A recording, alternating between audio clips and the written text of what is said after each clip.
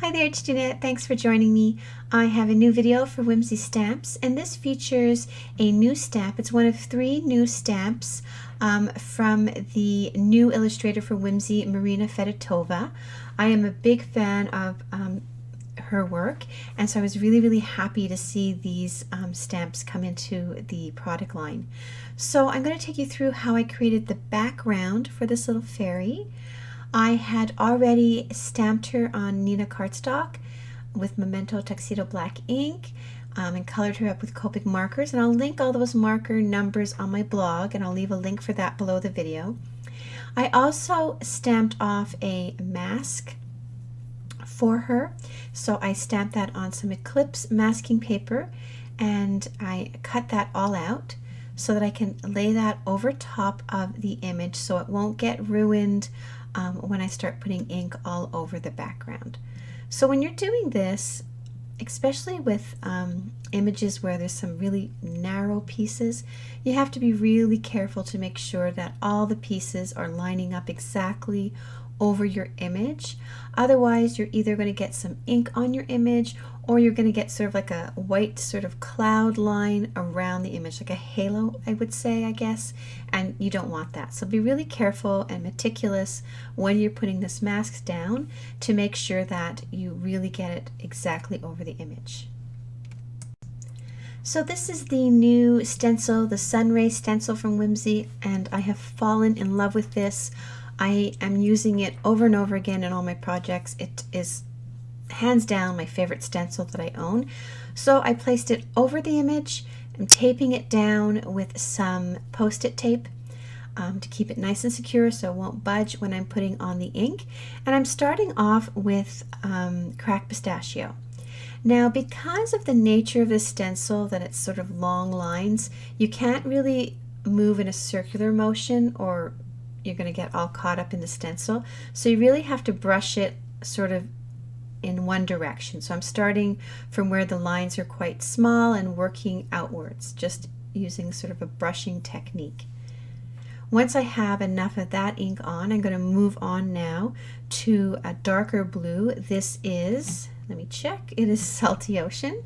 So I'm going to put some Salty Ocean over top of that. I just had to change the sponge applicator before I did that. So here we go. You can see me putting it on, and that's sort of brightening up the blue a little bit.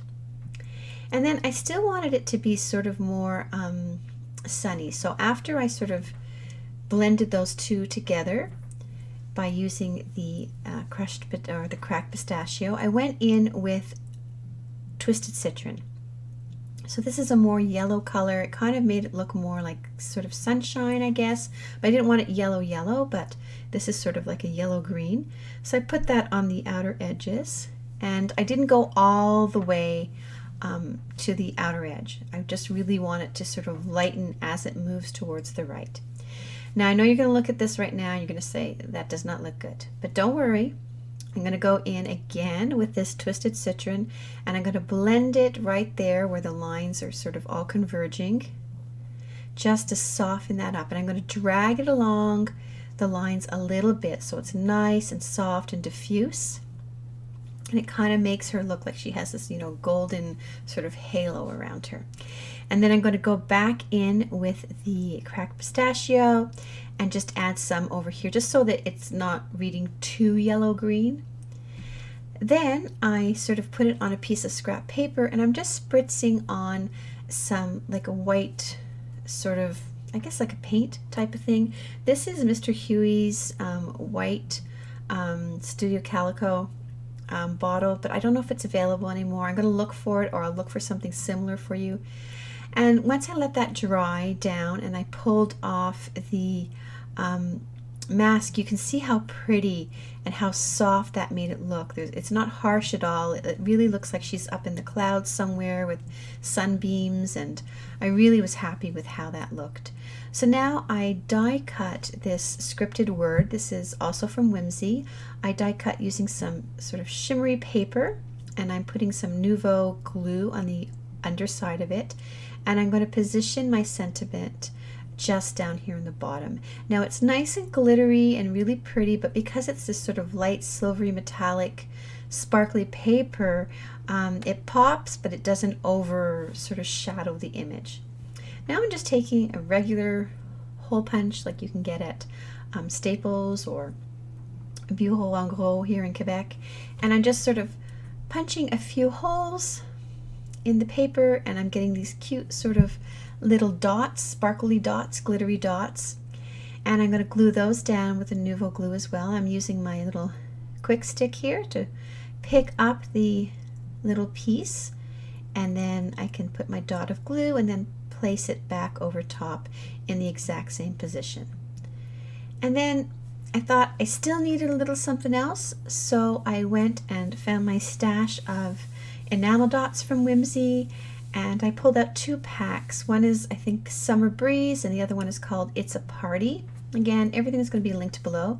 And I just pulled out some of the light greens and the aqua colors and a couple of little yellow ones as well, and I just scattered them over the card as well. So again, it's adding embellishments, makes your card look extra special, but you want to make sure not to sort of overshadow the focal image. So I'm not going to put too many. I think I'm going to add one more, I think is what I'm going to add, just over there on the side. And then I did go ahead and I had some stickles that I've had forever. It's sort of an aqua color, and I thought it would look really pretty on the little sort of bells or little baubles on her socks and on her belt.